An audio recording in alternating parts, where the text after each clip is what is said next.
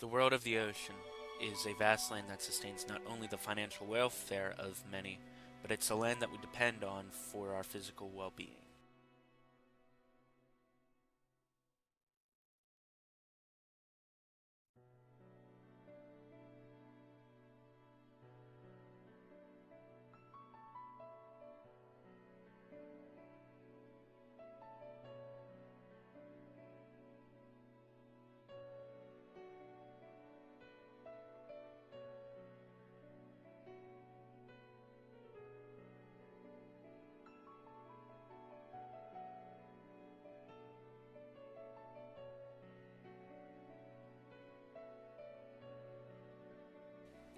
According to Hardin's Tragedy of the Commons, the depletion of a shared resource by individuals can lead to ruin.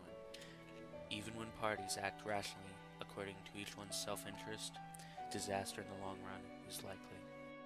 Fishers fall into this problem, as did the medieval farmers that Harding talked about.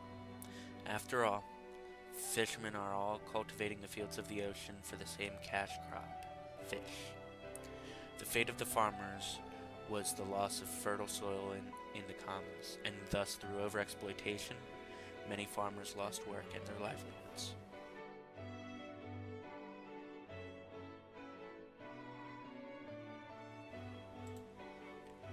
One of the more known examples is known as the collapse of the Atlantic cod. Through the overexploitation of this fish, its numbers even today are at an all-time low. And all of this, believe it or not, is simply a result of a man trying to make a living. But how can an industry of 33 million plus sustain itself and not destroy itself? If all are competing against each other for a larger game, then what incentive do fishermen have to catch less or change their ways? A water-based ecosystem is just like any other ecosystem. It's interconnected, much like a net or a web. It depends on the presence of the other species, so the balance of the waters may stay in sync. Think of these fish here. They are on their way to be processed so they can go to market. Instead of being a meal for a predator, they are a meal for us.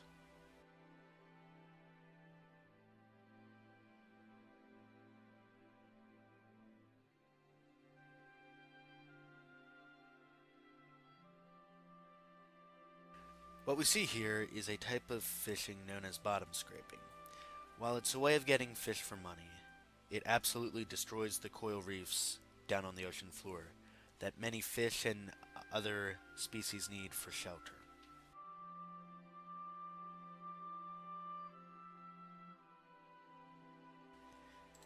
In order to get this delicious salmon, a part of the yield was thrown back dead.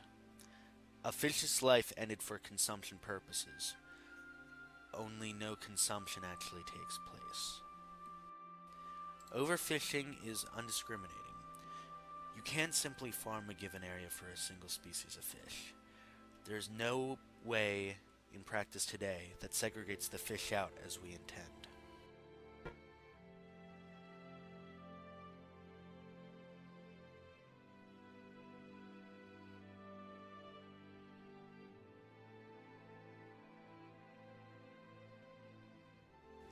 But in order to stop overfishing, we must change our ways. We must promote sustainability.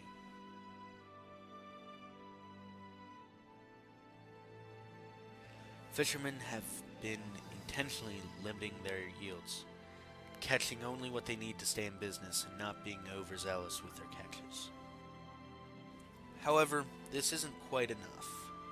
There's no economic incentive for fishermen to remain sustainable in their practices. There needs to be more incentive for these fishermen to continue to abstain from overfishing.